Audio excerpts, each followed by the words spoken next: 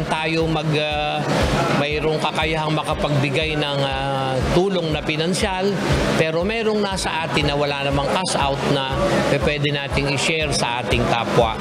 At ito ay atin pong advokasiyang natutunan sa pagtuturo pa po ni Brother Eli at ngayon nga po ni Kuya Daniel na tuloy-tuloy na mas massive, mas malawak na atin pong pagtutulong-tulong sa ating pagsasama-sama sa MCGI.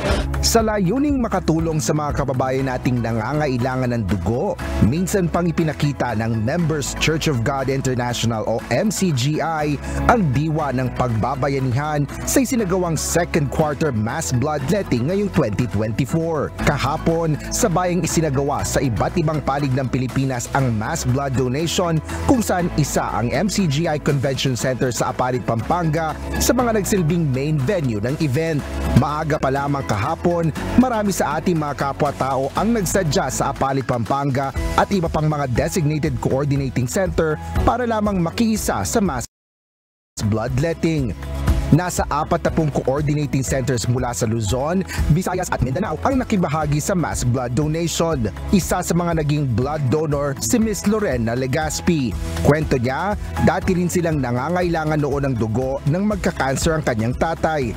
Kaya naman nauunawaan niya na malaki ang pwedeng magawa kung siya ay magdodonate ng dugo. Ang main purpose po kasi ng pagdodonate namin ng dugo, dahil po dun sa naging karanasan din po namin na tinulungan po kami ng samahan po natin na makapag-raise po ng dugo nung kailangan po namin nung nagka-cancer po yung tatay ko sa dugo. Maging ang pediatrician na si Dr. Jillian Friales, nakiisa rin sa mass bloodletting ng MCGI dahil batid niya ang kahalagahan ng pagbabahagi ng ating dugo. As a pediatric resident, na nakikita talaga namin yung scarcity ng dugo, especially sa mga patients na may dengue.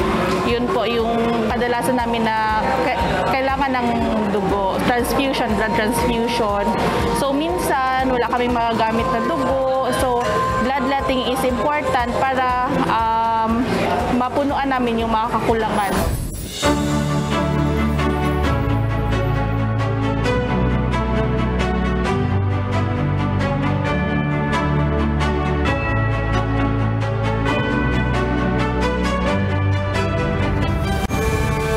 Nito lamang Lunes, muling binigyan ng natatanging parangal ng Jose B. Lingad Memorial Medical Hospital ang MCGI bilang top-performing blood partner noong 2023 matapos makalikom ng mahigit sa 13,000 blood bag units sa idinaos na mass bloodletting noong nakaraang taon. Ang Members Church of God International po ay matagal na ang katuwang ni JBL sa pagkoconduct ng mass blood donation at isang malaking pribilehiyo po para sa amin ang maging kasama ang MCGI at isang malaking oportunidad po na makapag-conduct ng mass blood donation. Marami po tayong mga pasyenteng natutulungan. Sobrang mababait na mga tao and sobrang yung willingness to help talagang makikita mo in each and every one po. So parang walang pilitan, as in kusang loob talaga yung pagtulong. So nakaka-good vibes po pag nag-blood donation kami dito sa MCGI.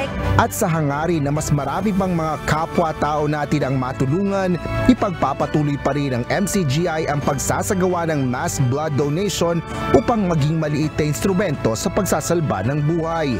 Wala man tayong pinansyal na maibabahagi, pero yung lakas mo tsaka yung oras mo para sa mga ganitong gawain, iba yung pakiramdam na yung maging kabahagi ka sa ganitong mga pagkakataon.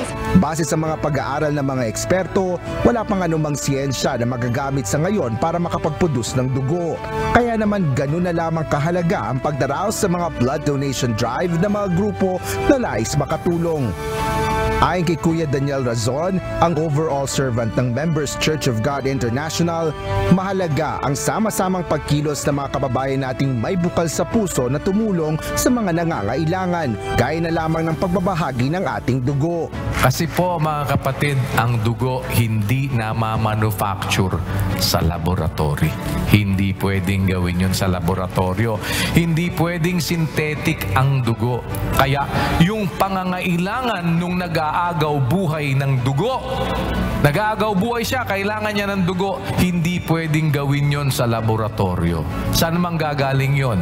Sa isang tao na nagkaroon ng puwang sa puso niyang magbigay ng dugo o magbigay, kapatid na Rodel, ng buhay, sapagkat ang buhay ng laman ay nasa dugo.